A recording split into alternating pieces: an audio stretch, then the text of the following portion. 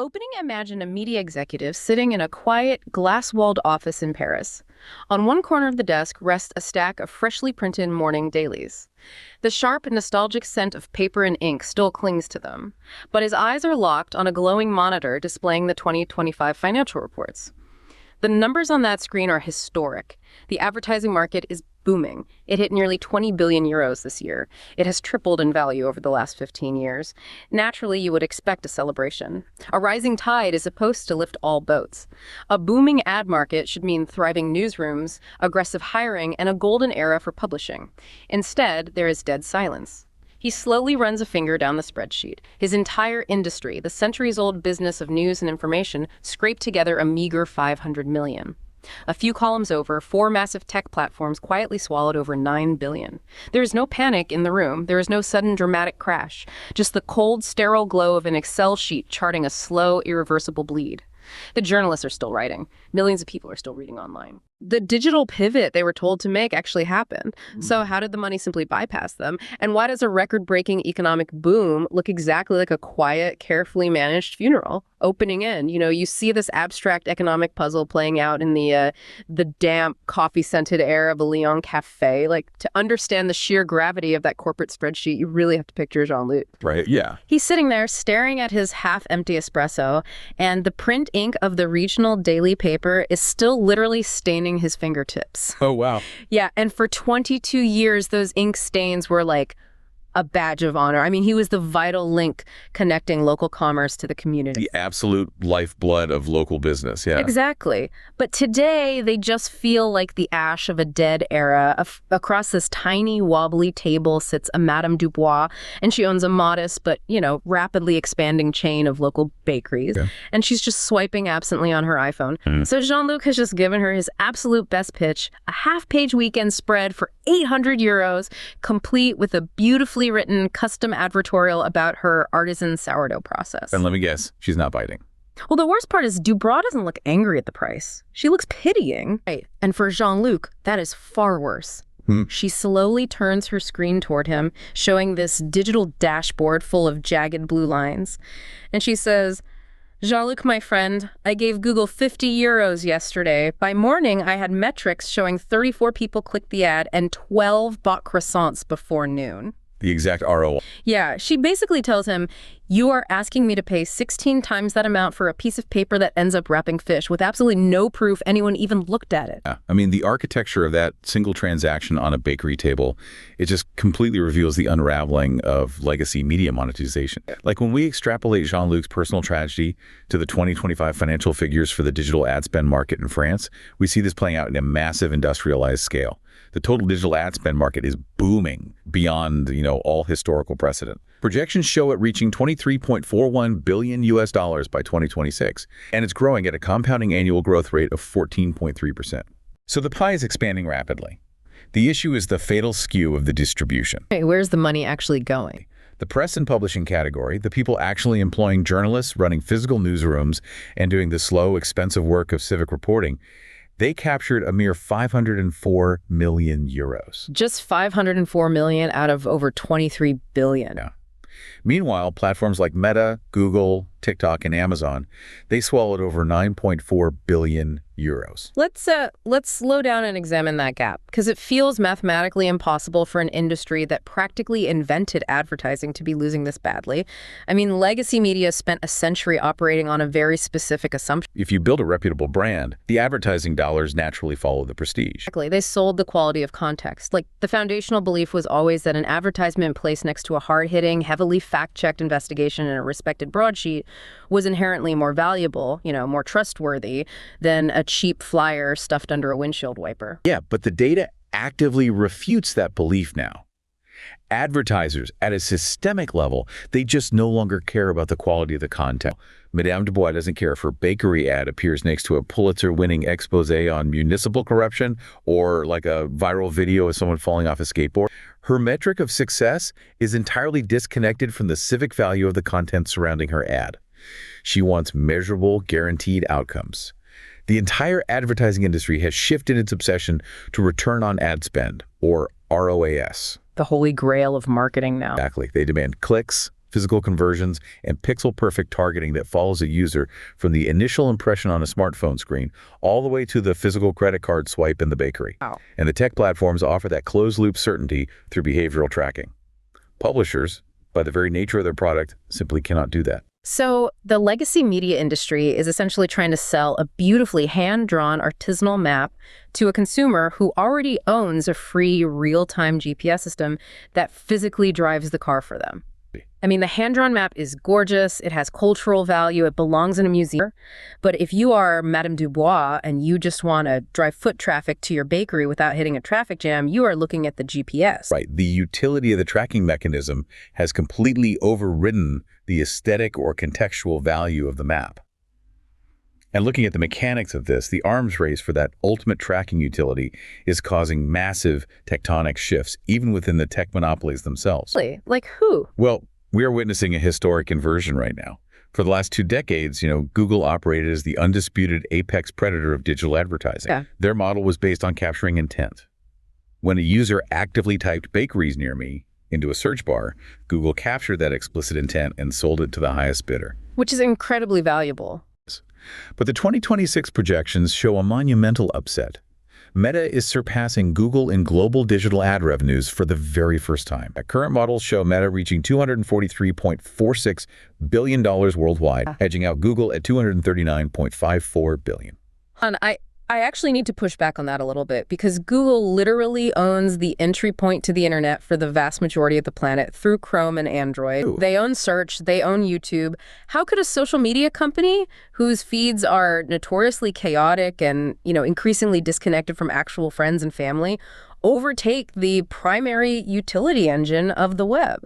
And we can trace that shift directly to the deployment of artificial intelligence in the total automation of the advertising process. Okay. See, Meta recognized that requiring advertisers to manually build campaigns was a bottleneck. So they deployed an ecosystem-wide automation architecture called Advantage plus Show. Advantage plus Show. And this fundamentally rewired the mechanics of buying attention. In the previous era, an advertiser had to play a guessing game. They had to manually select an image, write the copy, guess the demographic targeting, say, women aged 25 to 40 in Lyon, and then manually tweak the campaign based on the results. Very labor-intensive. But Advantage Plus eliminates human guesswork entirely. An advertiser simply hands Meta a budget, some raw visual assets, and a defined end goal, like selling a croissant. Wait, so they just feed the machine the raw ingredients and the machine builds the entire campaign? Oh, the machine does much more than build it. Meta's AI automatically generates tens of thousands of ad variations. It tests different combinations of text, images, and video in real time across the Facebook newsfeed, Instagram stories, and Reels. That is terrifyingly efficient. It simultaneously monitors user behavior across the entire internet using tracking pixels. It finds the exact individual users who are statistically most likely to make a purchase at that specific time of day, and it optimizes the financial spend instantly. It operates at a scale and speed that no human marketing department could ever match. Advertisers are experiencing unprecedented performance. They achieve significantly higher conversion rates with zero manual effort. Consequently, they are draining whatever remaining ad budgets they had allocated for traditional display advertising on news websites and pouring it all into Meta's automated, frictionless machine. I am just, I'm trying to reconcile this with the narrative we have all been fed for 20 years. Which narrative? The grand mantra of the early 2000s, the digital pivot, like media consultants charge millions to tell publishers, you just need to get online. Build a responsive website. Optimize for the mobile screen. Discard the printing presses because digital is where the money is. Yes. And the publishers actually did it. I mean, they pivoted. They absolutely did. Yeah. And the paradox of the digital pivot is the most painful element of this structural collapse. Because the persistent narrative that the press failed to adapt to the internet is demonstrably false. The industry made the transition. By 2024, 27% of all newspaper distribution in France was entirely digital. That's a huge chunk. The readers made the leap. Millions of citizens are consuming their daily news on smartphones and tablets. The audience is there. The catastrophic failure is that digital distribution simply does not generate sustainable revenue for the creators of the content. Right, because the basic laws of supply and demand are just working against them. In the physical world, a newspaper only has a finite number of pages. Scarcity gives the ad space value. But in the digital realm, the supply of web pages and ad inventory is literally infinite. When supply goes to infinity, the price collapses towards zero, and the publisher is trying to sell that devalued space while simultaneously competing against the omniscient targeting algorithms of Advantage Plus. Yeah, and if you look at the internal accounting of regional daily newspapers in France, you get the starkest illustration of this. Digital formats now account for a massive, growing chunk of their daily readership, yet that digital audience only generates 8% of their total revenue. Wait, 8%? It's basically nothing. We are left with an absurd, upside-down economic reality. The dying format, the physical print paper, which relies on state subsidies, massive industrial printing presses, and an aging demographic of readers, is the only mechanism generating enough cash flow to keep the newsrooms operational. That is so backwards. Meanwhile, the growing format, the digital audience that represents the actual future, operates at a constant bleeding loss. The product itself remains popular and vital to society, but the monetization mechanism attached to it is fundamentally broken. So legacy media is trapped. I mean, they realize the digital display ad model is a complete mirage, and their only remaining moat against the tech platforms is the actual expensive human labor of original reporting. The journalism itself. Yeah, they think, well, Meta can generate ads, but Meta can't send a reporter to a city council meeting. But just as publishers try to lock down the value of their original journalism, the platforms find a way to extract that value without ever sending a single reader to the news website. This is the new frontier of extraction. And this brings us to Amélie. Picture the humming, harsh fluorescent lights of a Parisian newsroom at 6 in the morning. The air is stale, thick with cold coffee and nervous exhaustion. Amélie is rubbing her bloodshot eyes. A very familiar scene for any journalist. Yeah. She has spent the last 3 months living in a state of high-wire anxiety. 3 months of dodging hostile phone calls from powerful fixers, sifting through hundreds of pages of redacted municipal contracts, and sleeping on a miserable little cot in the office just to break a massive corruption scandal at the Marseille port. Oh. When she finally clicks publish at 6 a.m., there is this fleeting, beautiful surge of journalistic triumph. She did it. She held power to account. But by 8:15 a.m., the triumph is gone. A total numbness sets in. Because the technological ecosystem moves vastly faster than the human capacity to celebrate or even process the victory. Yeah. She is watching her secondary monitor. A Silicon Valley artificial intelligence aggregator scrapes her 4,000-word magnum opus. In milliseconds, an algorithmic large language model strips away all the nuance, the human cost, the sheer terror she felt when confronting the dock workers. We just gucks it. It digests 3 months of her life's work and spits it out as 3 sterile, perfectly grammatically correct bullet points. There is no hyperlink pointing back to her newspaper. There is no mention of Amélie's name anywhere. Just raw output. And down the hall, she can hear her publisher shouting at the legal team, frantically invoking European directives, preparing to fight a multi-billion-dollar foreign platform for what will ultimately amount to fractions of a cent in compensation. Amélie watches this AI-generated summary go viral across social media. It has to be devastating. She realizes that, to the digital economy, she is no longer a writer or an investigator. She has been reduced to unpaid raw data, a mere input feeding a machine that feels nothing, while her own executives fight a desperate, humiliating street brawl for digital scraps. And Amélie's experience represents the third and perhaps final evolution of value extraction in the media industry. A chillingly accurate summary of this progression circulates constantly among French publishers today. They say, Google took the advertising, social media took the readers, and now AI is taking the content itself. That is incredibly bleak. To understand the severity of this, we really have to look closely at the mechanics of how large language model systems like ChatGPT, Perplexity, or Google's Gemini actually function in relation to the news ecosystem. Let's break that down, because I think a lot of people assume these AI models are just incredibly fast search engines looking up answers on the web, like a super Google. Right. But a large language model does not possess inherent knowledge. It is essentially a pattern recognition engine. To function, it must be trained on unimaginably massive data sets of human language to map the relationships between words, facts, and context. Okay, so it needs text. And news publishers produce the highest quality, most rigorously fact-checked, and most continuously updated text on the entire internet. Therefore, their decades of archives and their daily reporting serve as the premium, high-octane fuel required to build these AI models. So they just take it. The AI companies deploy automated web scrapers that constantly ingest the publisher's costly reporting.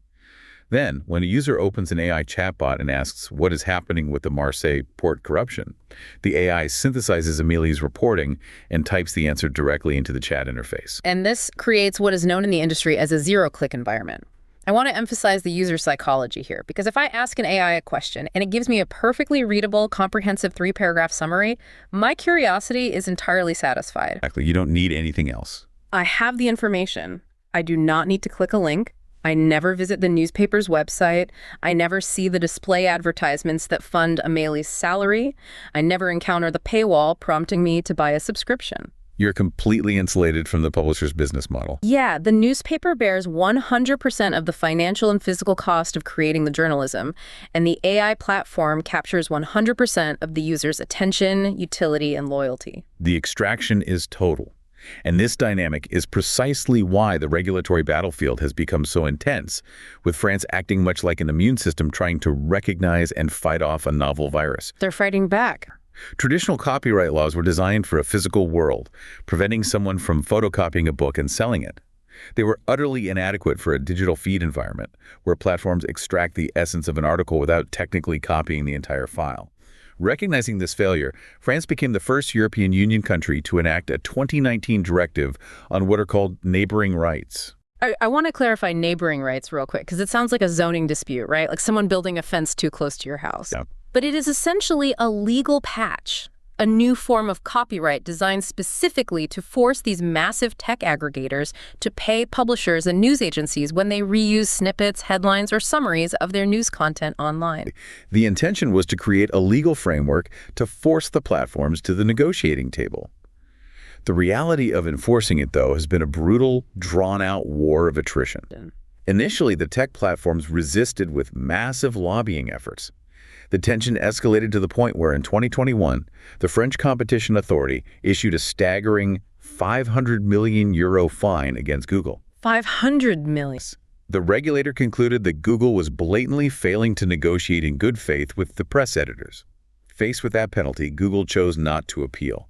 They accepted the decision, pledged to negotiate transparently, and began setting up frameworks to financially compensate French publishers. Okay, so on paper, that sounds like a massive victory for the publishers.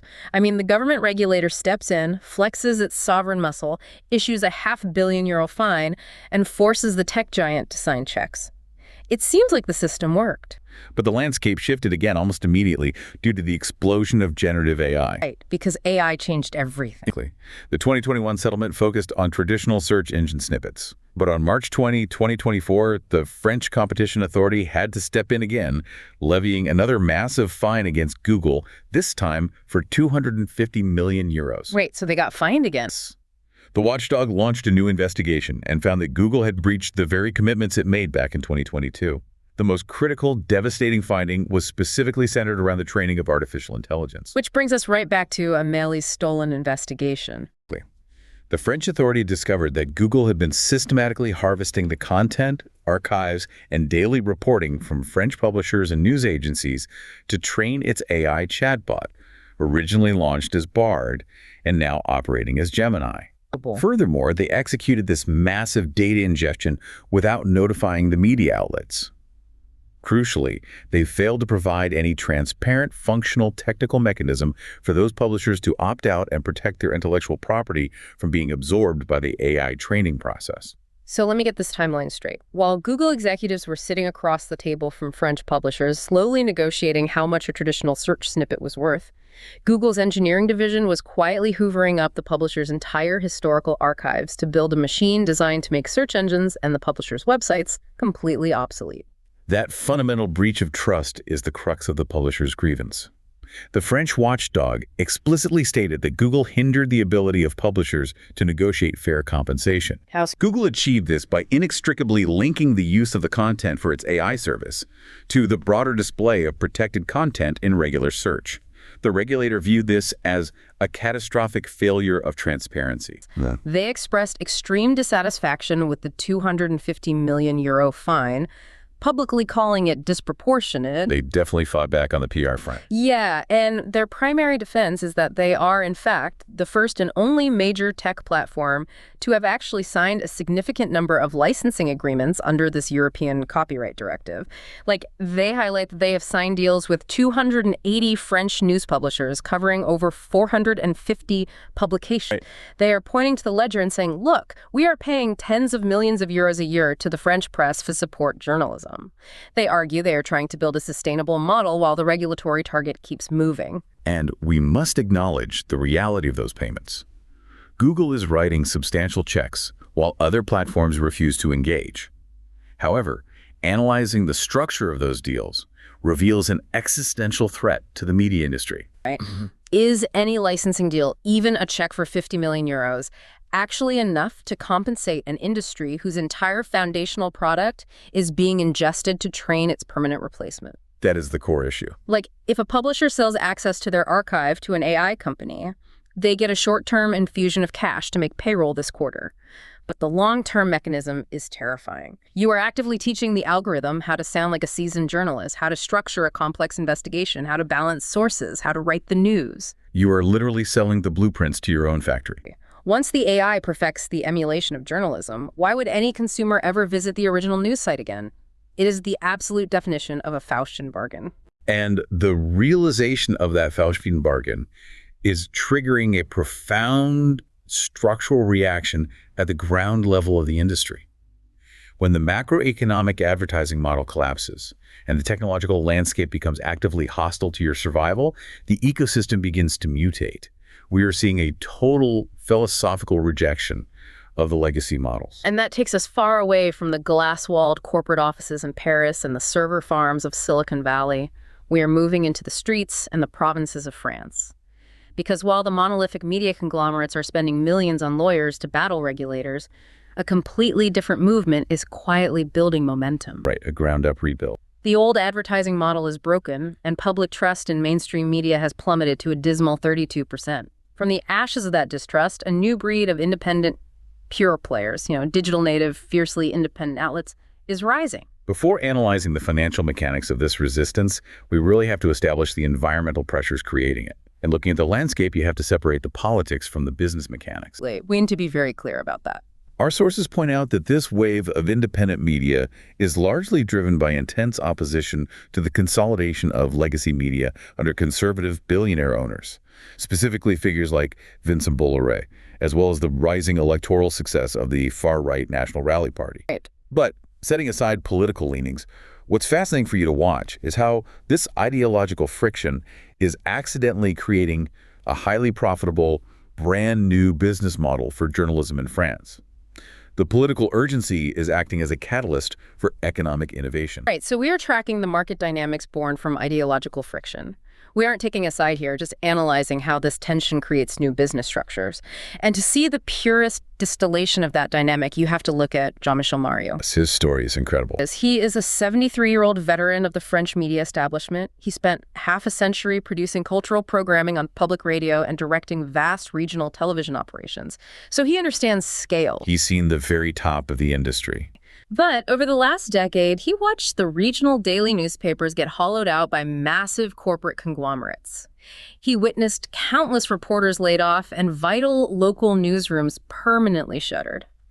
He described the atmosphere as suffocating, stating that the very notion of journalism was being flattened into corporate synergy, leaving citizens feeling like they couldn't breathe.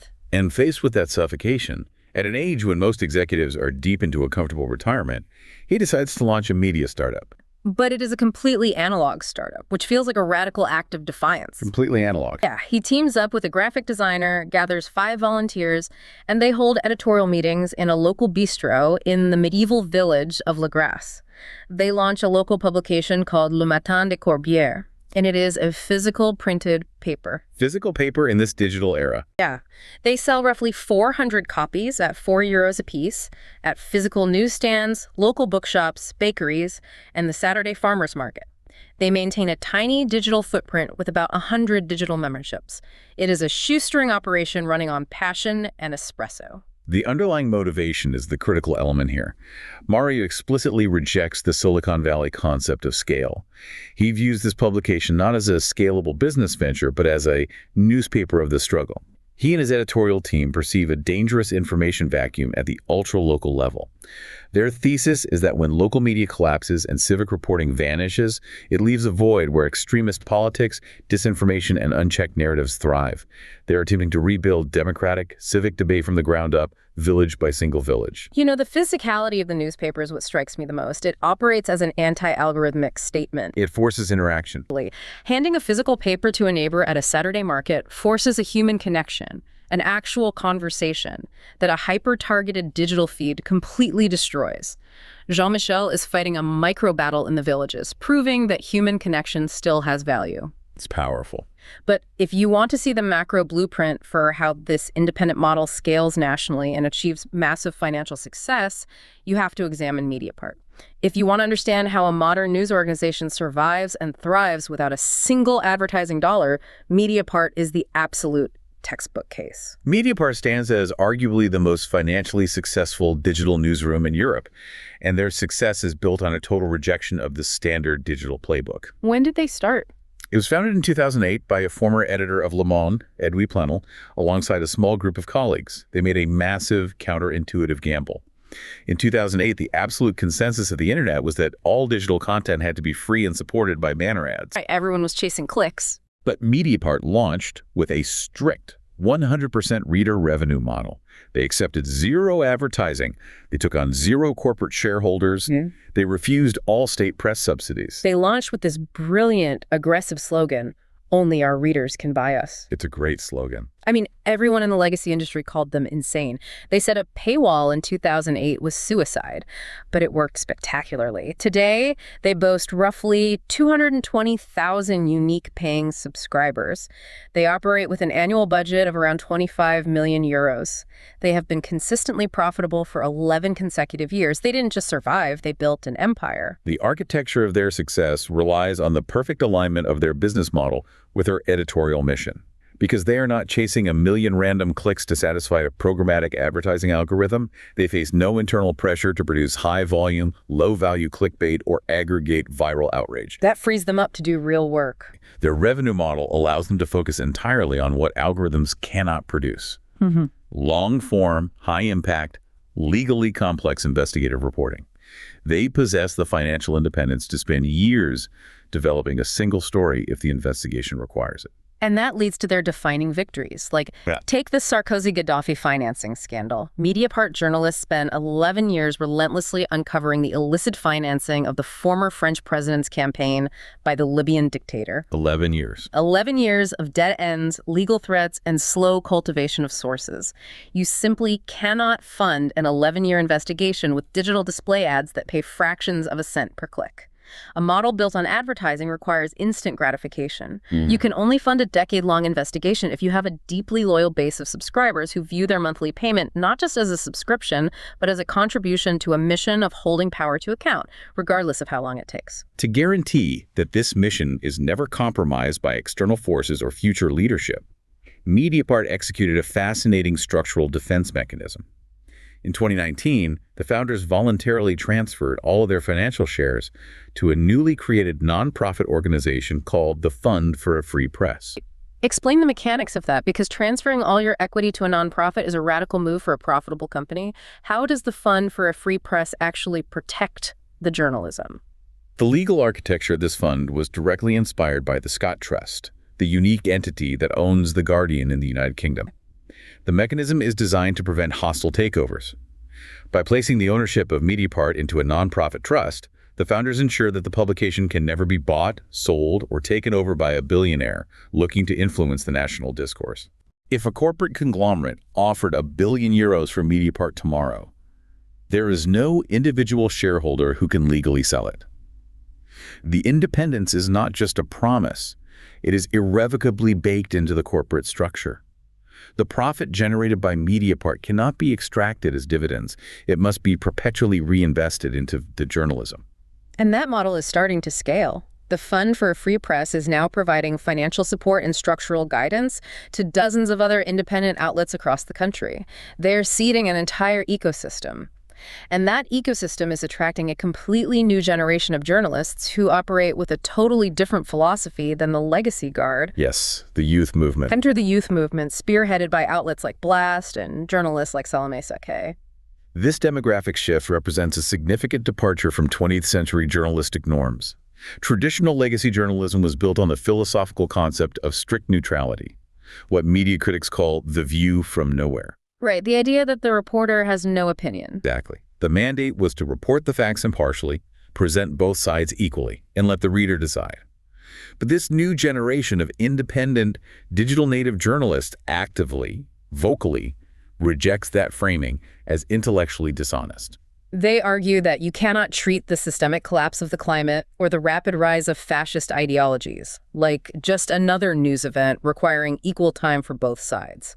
Salome Seké, who gained massive popularity explaining economics during the Yellow Vest protests, really embodies this shift. She does. Outlets like Blast, Street Press, and Reporter openly embrace activism. They take uncompromising editorial stances on ecology, social justice, and wealth inequality. They use the language of resistance, not the language of neutral observation. Crucially, they are building enormous audiences in spaces where legacy media is entirely absent or failing miserably. They are not trying to lure a 20-year-old onto a clunky traditional newspaper website. No, they go where the audience is. Right. They are broadcasting directly on YouTube. They are hosting hours-long, interactive, weekly live shows on Twitch. They are combining rigorous, data-driven investigative journalism with the dynamism, humor, visual aesthetic, and parasocial connection of modern digital creators. And their business structure reflects this deep community ethos. Many of these new outlets function legally as cooperatives. The employees who write the stories and the readers who consume them collectively hold voting shares. They govern the outlet democratically. Meaning the readers actually own part of the paper. Any profits are immediately reinvested directly into news gathering. It is a profound psychological shift in the transaction. They aren't selling an audience's attention to an advertiser. They are selling a shared mission to a community. That's a huge difference. The subscriber isn't just a passive customer. They view themselves as an active participant in a broader political and social movement. So we have analyzed the massive structural collapse of the old advertising model. We have examined the terrifying existential threat of AI scraping and value extraction. We have explored the passionate, ideologically driven resistance of the independent cooperatives. We arrive at the core economic synthesis. Where does the broader media industry actually go from here? What does sustainable survival look like for the thousands of journalists who aren't running ideological cooperatives? Right, because not everyone can be a Twitch activist. To understand the future, we have to look at one final story. A story that perfectly illustrates how the market is violently recomposing itself. Let's look at Marcel. Okay, let's look at Marcel. Marcel is sitting in the converted attic of his home in Bordeaux, listening to the rain hit the skylight. Just a year ago, he occupied a plush, glass-walled corner office in Paris. He was the managing editor of a prestigious 150-year-old national daily newspaper. Very powerful. He vividly remembers the daily panic attacks, the frantic, exhausting mandates from the corporate board demanding that the newsroom pivot to video, the desperate, embarrassing deployment of cheap clickbait strategies designed solely to replace vanishing print ad revenues with digital pennies. The typical legacy struggle. He remembers the crushing, sequential rounds of layoffs as the spreadsheet bled out. Basically, he was managing the slow, quiet funeral we outlined at the very beginning. He was the undertaker for his own newsroom. But today, in his Bordeaux attic, there is just silence, broken only by the clatter of his mechanical keyboard. Marcel walked away from the dying Leviathan. He launched his own premium, digital-only newsletter. And I bet it wasn't a general newsletter. No, he didn't try to replicate the mass appeal of his old paper. Yeah. He didn't cover politics, sports, and culture. He focused entirely on a hyper-specific intersection, French viticulture and climate change policy. He identified a highly specific, deeply complex vertical where expertise is scarce and valuable. The newsletter is unapologetically dense. It is rigorously researched, packed with data on soil temperatures, EU agricultural subsidies, and drought mitigation tactics. and it costs 20 euros a month. 20 euros a month is a premium price. When he left Paris, his former legacy colleagues laughed at him. They called it career suicide to abandon a general audience of millions for a tiny, obscure niche. But as Marcel refreshes his payment dashboard today, the number stares back at him. 6,200 active paying subscribers. The mathematics of that niche are staggering.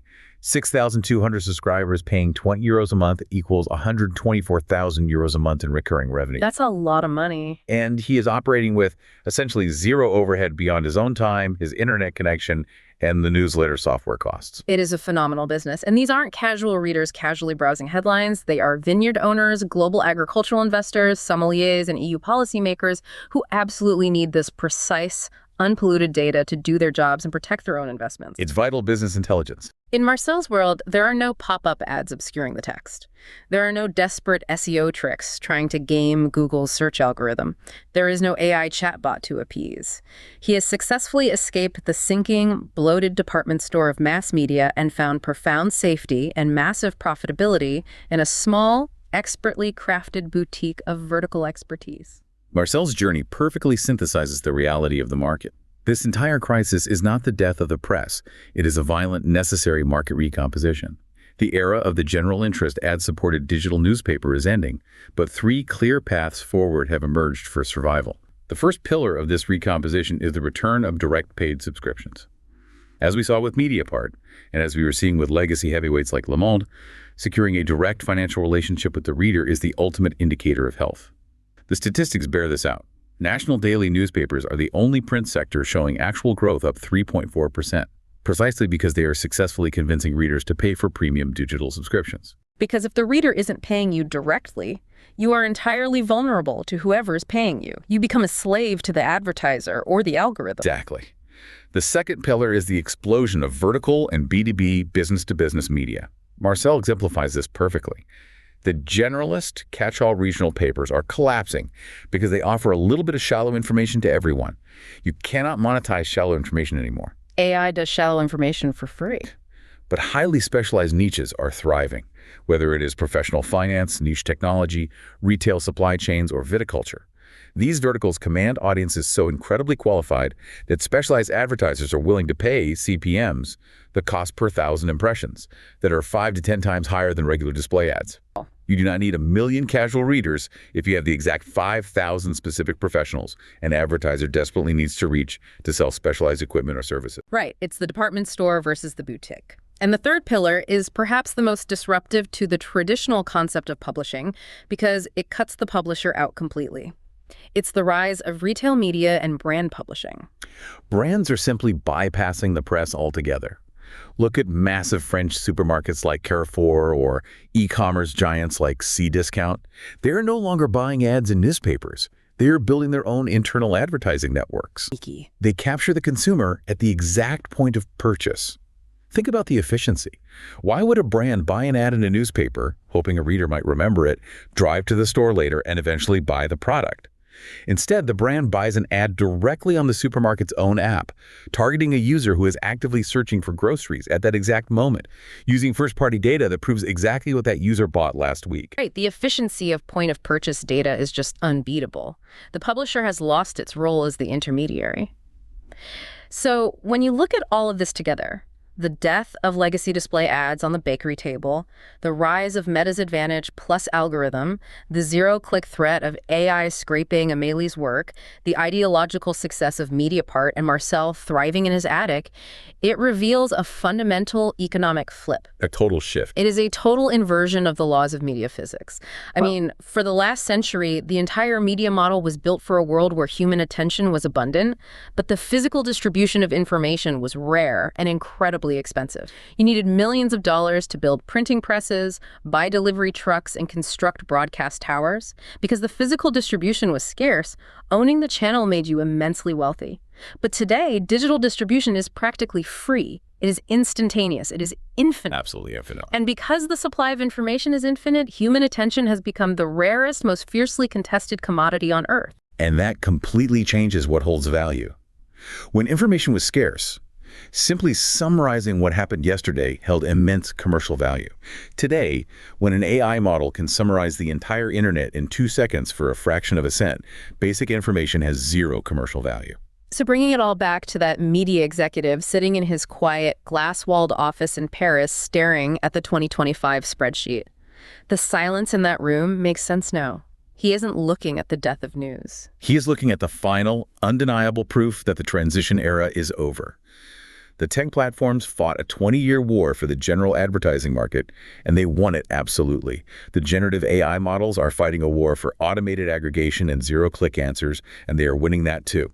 The middle ground of journalism has been completely hollowed out. As artificial intelligence floods the digital world with infinite, instant, and frictionless summaries of everything, the sheer volume of that synthetic noise will paradoxically create a world where deeply authenticated, fiercely independent human-scale expertise becomes the most expensive and highly sought-after commodity on the planet.